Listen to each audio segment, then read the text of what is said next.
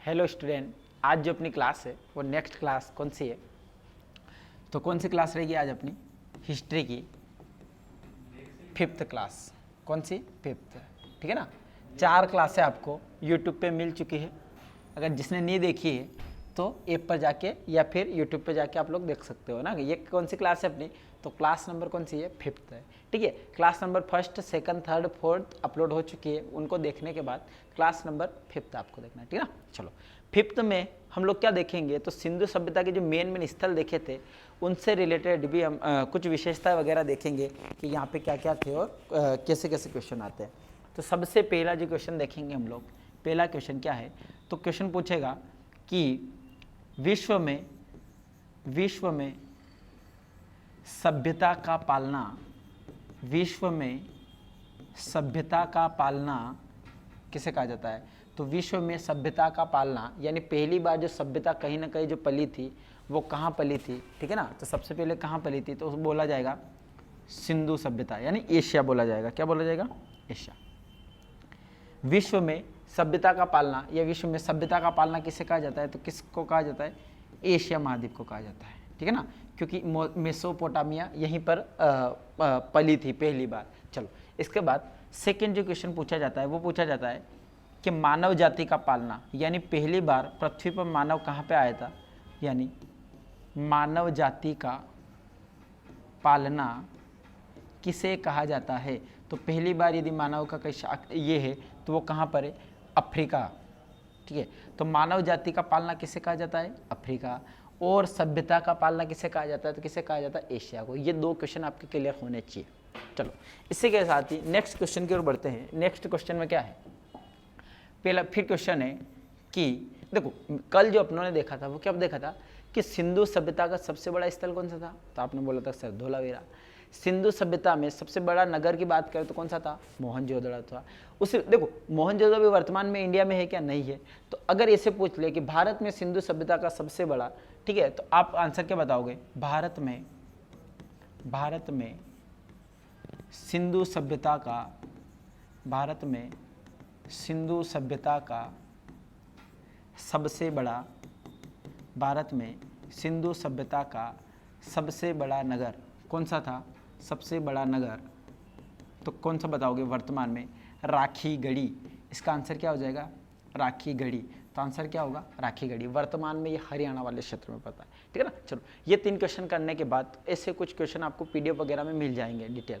चलो अब यहाँ पर देखते हैं जब सिंधु सभ्यता थी इसकी क्या क्या विशेषता थी और थोड़ा रिवाइज करवा रहा हूँ 2 मिनट। ठीक है ना। उसके बाद आगे बढ़ेंगे, मेसोपोटामिया की सभ्यता वगैरह देखेंगे। चलो सबसे पहला यहाँ पर सिंधु सभ्यता जो थी वो किस प्रकार की सभ्यता थी? तो ये क्या है? नगरीय सभ्यता थी। कैसी थी? नगरीय सभ्यता थी। और नगरीय बोले या फिर इसी को बोलेंगे हम लोग शहरी सभ्यता थी। क्या थी? शहरी। तो आप लोगों ने देखा होगा शहर वगैरह में क्या है, ज़्यादा पब्लिक वगैरह रहती है। ठीक है ना। और शहर जो रहता है कंपेयर गाँव के ज़्यादा डेवलप रहता है। ठीक है ना। तो यहाँ पे सिंधु सभ्यता की और क्या विशेषता थी? तो यहाँ पर सड़कें, यहाँ की जो सड़कें थी वो कैसी थी? तो सड़कें बिल्कुल व्यवस्थित थी, समकोण पर काटती थी। और किस कहाँ पे काटती थी? समकोण पर काटती थी। कैसे काटती थी? समकोण पर। चलो अभी मैं बता रहा हूँ, समकोण पर काटती थी। और सड़कों की क्या विशेषता थी? जैसे मान लो ये कोई एक मेन सड़क है, ठीक है। अब यहाँ पे कोई घर वगैरह, तो इन सड़कों के जो घर वगैरह है तो इनके जो गेट रहते वो मेन सड़क पे नहीं खुलते थे। कहाँ खुलते थे? सड़कों से पीछे की साइड खुलते। मान लो ये मेन सड़क जा रही है, अगर रास्ता वगैरह इधर से ही खुलेगा गेट वगैरह, तो जैसे मान लो कोई बच्चा हो गया खेल रहा है कूद रहा है, सड़क पे डायरेक्ट ला जाएगा। ठीक है। और दूसरी बात, मान लो यहाँ कहीं चौराया वगैरह है तो यहाँ पर समकोण पर ये इस तरह के सब कटी रहती है। तो सिंधु सभ्यता की सड़कें कैसी थी? समकोण पर काटती थी। और क्या इनके जो गेट थे वो कैसे खुलते थे? पीछे की ओर, पीछे की ओर, पीछे की ओर क्या करते थे? गेट खुलते थे। लेकिन एकमात्र देखो सिंधु सभ्यता के जितने भी स्थल है सभी के गेट कैसे खुलते थे? पीछे की ओर। लेकिन एकमात्र शहर लोथल, जैसे लोथल के बारे में क्या देखा था? एक व्यापारिक शहर था, बिजनेस के पर्पज से बहुत बढ़िया था, बिजनेस वगैरह यहीं से होता था। तो यहाँ के जैसे मान लो यहीं से आपको कुछ ले जाना है, गोडाउन वगैरह यहीं पर है, लोथल में बिजनेस वगैरह हो रहा है। अब हम लोग गेट आपने यहाँ बना दिया है, गेट अगर यहाँ बना दिया है तो आपको कुछ ले जाना है तो पता चला इधर से फिर उठा के यहाँ लाओगे।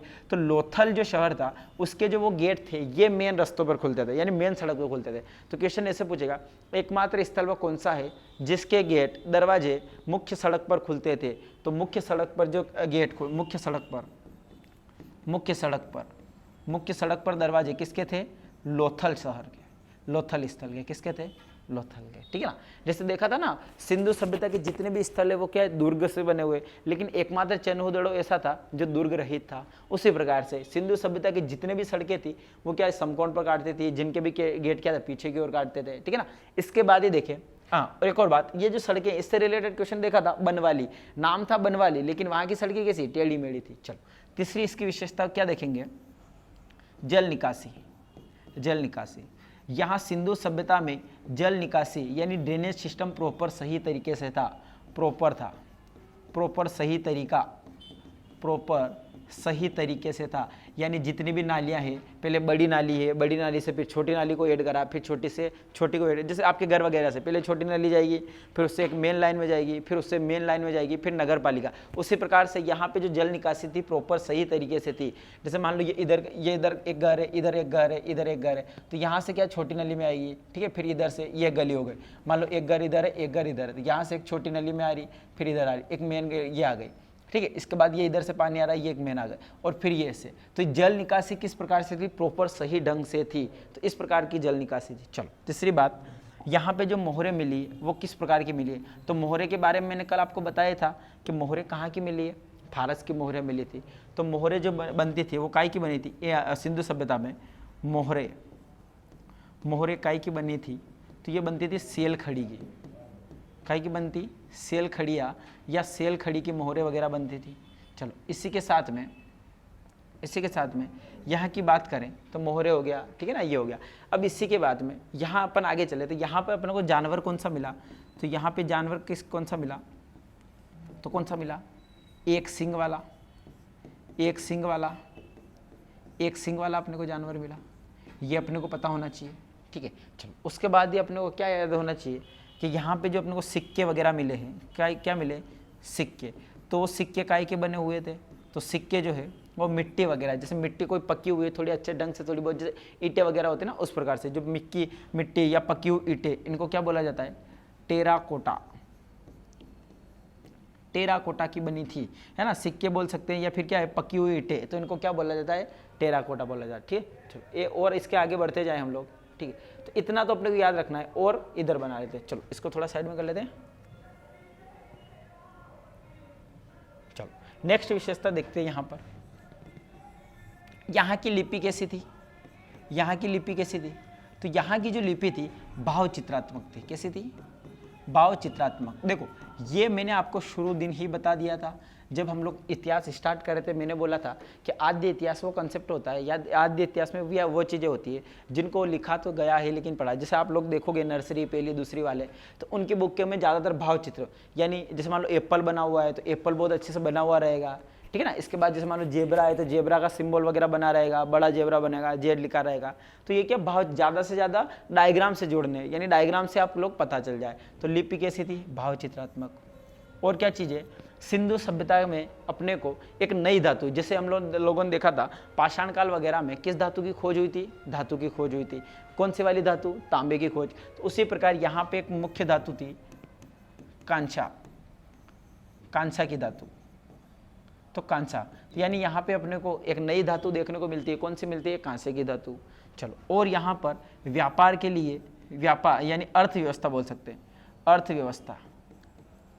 यहाँ पर अर्थव्यवस्था कैसी थी, तो यहाँ की अर्थव्यवस्था देखिए तो क्या थी, कृषि थी, और क्या थी, व्यापार थी, ठीक है ना। व्यापार के कैसे पता चल रहे हैं, मुद्रा देखी थी लोथन में, तो वहाँ से पता चल रहा है कृषि और व्यापार दोनों होते थे। चलो, और क्या है, यहाँ का जो समाज था, समाज कैसा था, तो समाज था मात्र सत्तात्मक।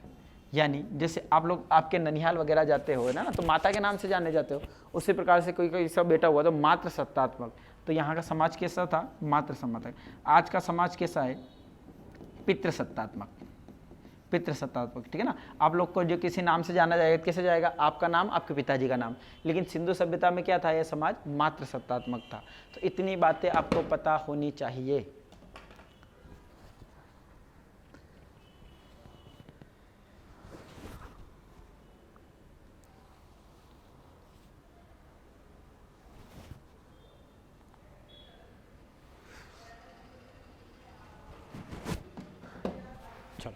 नेक्स्ट देखते हैं इसी में, यहाँ की कुछ चीज़ें ये आपको पता होनी चाहिए। अब इसमें एक दो और देख सकते हैं हम लोग, क्या देख सकते हैं कि यहाँ के लोग क्या है, कांसे से देखो यहाँ ताम ये हो गया, तो यहाँ पर लोहे की खोज नहीं थी, तो यहाँ के लोग क्या है, लोहा से अपरिचित थे, यानी लोहे का पता नहीं था, लोहे से क्या थे, अपरिचित, इनको पता ही नहीं था कि लोहा वगैरह क्या होता है, क्योंकि इस टाइम पे ये खोज वगैरह नहीं हुई थी।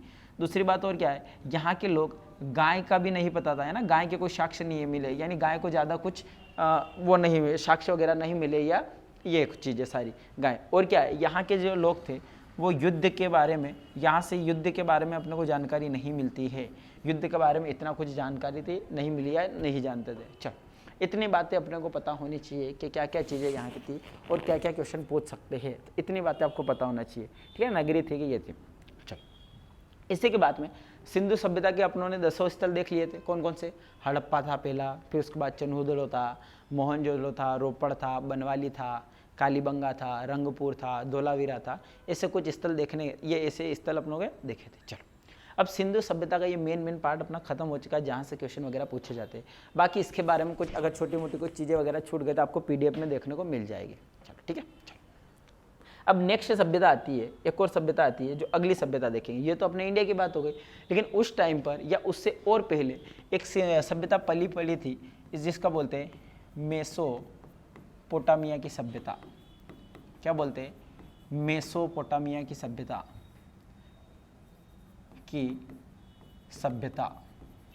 ठीक है। वर्तमान की बात करें तो वर्तमान में ये इराक वाले क्षेत्र में, कहाँ पर है, चलो मैप में बता देते आपको कि मेसोपोटामिया की सभ्यता कहाँ पर पली बड़ी थी उस टाइम में।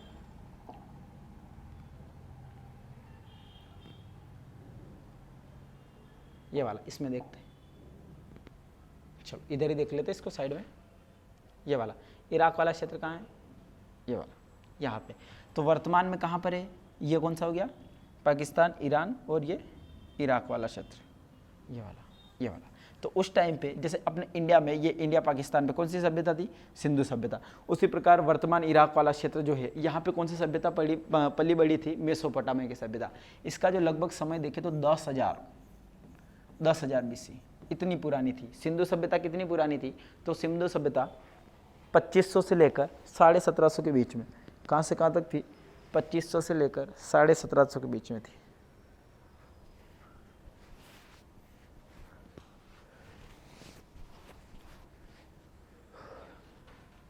ठीक है, चलो सिंधु सभ्यता कहाँ से कहाँ तक थी और मेसोपोटामिया की सभ्यता कहाँ है, 10,000 BC भी आता है और कहीं 8,000 BC भी आता है। चलो इसके बारे में समझते हैं। तो सिंधु सभ्यता, ये जो मेसोपोटामिया की जो सभ्यता थी, जिस प्रकार से अपनी सभ्यता कौन सी, सिंधु सभ्यता कैसी थी, कैसी सभ्यता थी, नगरीय सभ्यता थी, कैसी थी, नगरी। उसी प्रकार से ये जो मेसोपोटामिया की जो सभ्यता थी, ये कैसी प्रकार थी, ये पूरी ग्रामीण सभ्यता थी। कैसी सभ्यता थी, ग्रामीण सभ्यता। किस प्रकार की थी, ग्रामीण सभ्यता थी, ठीक है, ग्रामीण सभ्यता सबसे पुरानी सभ्यता है। चलो इसके बाद ये जो मेसोपोटामिया की जो सभ्यता है, इसके 4 पार्ट थे। कितने पार्ट थे, 4 पार्ट, चारों आपको पता होना चाहिए। यहाँ से कैसे क्वेश्चन, तो सबसे पहला इसका जो एक क्षेत्र था वो सीरिया, कौन सा था, सीरिया। सेकेंड था कौन सा था, तो बेबीलोन।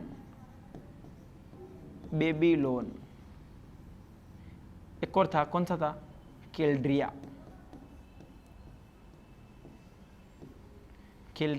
बेबीलोन, सीरिया, और एक और कौन सा था, तो ये वाला जो क्षेत्र था अपना, देखो 3 कौन कौन से थे, सीरिया, बेबीलोन, कैलिड्रिया, और एक और जो है उसको बोलते हैं सुमेरियन। कौन सा था, पश्चिमी वाला क्षेत्र था ये सुमेरियन। कौन सा था,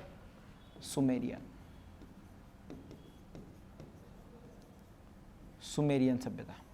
ठीक है, चलो इससे सुमेरियन सभ्यता यहाँ की, देखो ये पूरी जो मेसोपोटामिया की सभ्यता थी कितने भागों में बटी थी, 4 वाले क्षेत्र थे, सीरिया, बेबीलोन, कैल्डिया और सुमेरियन। सुमेरियन की जो था ये इस प्रकार से था, जैसे ये पूरे ये सभ्यता हो गई, इसमें से ये इधर 1 पार्ट, 2 पार्ट, 3 पार्ट, तो इधर ये जो पश्चिम वाला जो क्षेत्र था, ठीक है ना, ये वाला जो क्षेत्र था ये था सुमेरियन की सभ्यता। तो यहाँ एक बार क्वेश्चन पूछा गया था, कौन सा क्वेश्चन पूछा गया था कि सिंधु सभ्यता मेसोपोटामिया की किस सभ्यता के मतलब इससे मतलब एक तरह से बोल सकते हैं कि नगरी सभ्यता थी, तो किसके तहत थी, तो सुमेरियन। यहाँ की सभी में सभ्यता कैसी थी, ग्रामीण सभ्यता थी, सिवाय किसको छोड़कर, सुमेरियन सभ्यता है। यानी ऐसा बोला क्वेश्चन ऐसा पूछ सकता है कि सिंधु सभ्यता के समान ही कौन सी सभ्यता थी, तो कौन सी थी, सुमेरियन सभ्यता थी। कौन सी सभ्यता थी? सुमेरियन। ये पश्चिमी भी आ सकता है, पश्चिमी मेसोपोटामिया, ठीक है ना। ये इधर वाली थी, ये वाली थी पश्चिमी मेसोपोटामिया, ठीक है ना। तो ये क्वेश्चन यहाँ से पूछेगा। यहाँ से उनके और क्या क्या विषयता है? ग्रामीण व्यवस्था, ग्रामीण। अब सोच सकते हो कि नगरीय व्यवस्था कैसी होती है, ग्रामीण कैसी हो सकती है। क्या यहाँ पर वेल ड्रेनेज होगा? क्या व्यवस्थित जल निकासी होगा, सिस्टम होगा? क्या नहीं होगा। क्या यहाँ पर व्यवस्थित सड़कें वगैरह होगी? क्या नहीं होगी, ठीक है ना। ये सारी चीज़ें अपने को याद रखना है। तो मेसोपोटामिया की सभ्यता के बारे में आपको इतनी कुछ बातें पता होनी चाहिए कि ग्रामीण सभ्यता थी, सिंधु सभ्यता से पहले की सभ्यता थी। कितने पार्टों में बांटा गया? तो 4 पार्टों में बांटा गया है। अपने सिंधु सभ्यता किसके, मतलब कि सिंधु सभ्यता के समान कौन सी वाली सभ्यता थी इनमें से? तो कौन सी थी? पश्चिमी मेसोपोटामिया सभ्यता सिंधु सभ्यता के समान मानी जाती है।